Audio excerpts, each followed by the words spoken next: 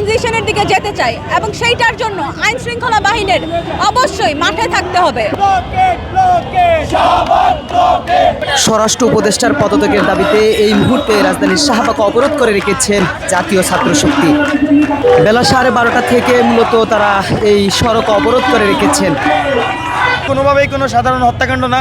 এই অন্তর্বর্তীকালীন সরকারে যেহেতু এটা অভ্যুত্থান পরবর্তী সময়ে তৎক্ষণাৎভাবে এই সরকার গঠন করা হয়েছিল এবং এখানে অনেক লুফলস আছে আমাদের পক্ষ থেকে আমরা মনে করি, এবং সেখানে অনেক অথর্ব এই লোকজন কিন্তু প্রবেশ করেছে।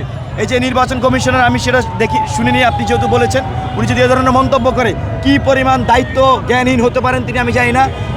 শরীফ ওসমান হাদি তিনি অভ্যুত্থানের অগ্রণী সেনানী ছিলেন এবং তিনি নিয়মিত এই ফ্যাসিবাদের বিরুদ্ধে তিনি কথা বলে গিয়েছেন।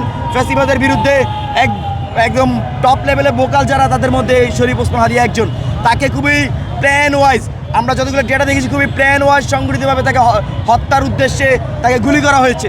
তো এই ধরনের মন্তব্য আমি মনে করি যে একদমই স্বেচ্ছাচারিতা ছাড়া কিচ্ছু নয়, এবং এইসব যারা অথর্ব লোক আছে তাদের বিরুদ্ধে অন্তর্বর্তীকালীন সরকার অতিরিক্ত ব্যবস্থা নিয়ে বলে আমরা মনে করি। আমরা কিন্তু দেখতাম আমাদের ঢাকা বিশ্ববিদ্যালয়ের শিক্ষক আসিফ নজরুল স্যার আওয়ামী লীগের সমালোচনা করতেন, আলোচনা করতেন।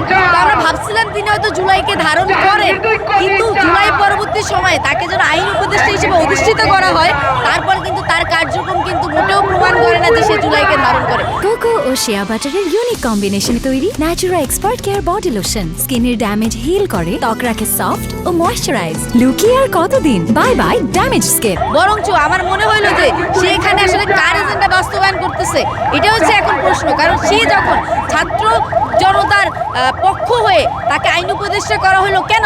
কারণ তারা যে আওয়ামী লীগ যে দোসররা ছিল, যারা এই 17 বছর ধরে সারা বাংলাদেশের উপরে হত্যা, গুম, খুন, ধর্ষণ এবং স্বৈরাচারী কাঠামোটাকে প্রতিষ্ঠিত করেছে, তাদেরকে অ্যাকাউন্টেবল করা, তাদের অপরাধের শাস্তি ব্যবস্থা করা।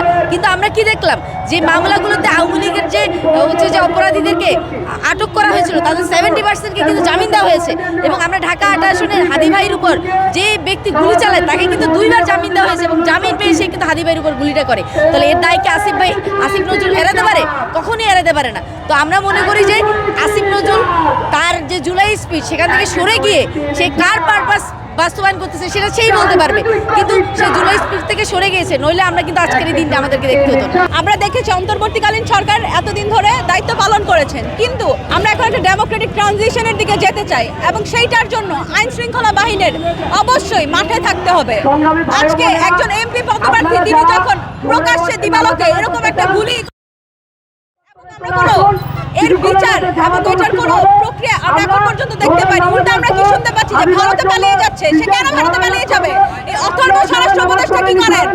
আমাদের একটাই দাবি, স্বরাষ্ট্র উপদেষ্টা যেন দ্রুততম সময়ে হাদি ভাইয়ের উপর হামলাকারীকে বিচারের আওতায় আনে, আর না হয় গদি ছেড়ে দেয়।